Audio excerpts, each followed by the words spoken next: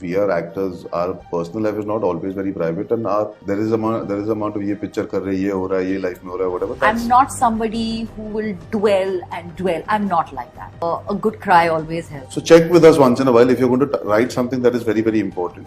At least do that much. And I think that was all that I did. It was more about that it should be checked. It should not be assumed. That you should not put something that can be life-altering out there. The decision I had to make had to be a decision that I was clear about.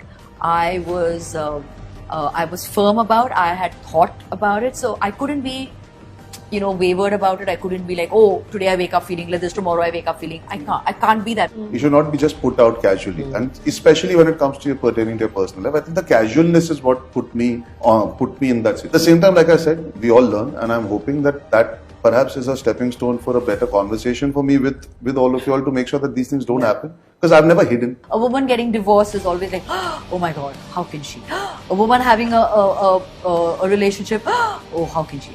Don't try and make it personal, and don't become vindictive, and don't become what you're trying to sell. Don't become an evil person. True. Don't become what the people, you feel people like this. You are selling it, so don't start believing your own lies. True. Don't start believing your own false sense of throwing negativity outside. I felt I went through my personal struggles. I went through separation. I went through having to deal with family pressures. I went through having to deal with how would my child cope with it? How would I cope with it? How would society be? Those are normal, natural. Will I be able to work? Will I be able to be just myself? All of that. So I had, that was all these thoughts went through my head, and I think that probably for me was my lowest in life. I would definitely say that was because it was such a huge upheaval in my life and such a change for me.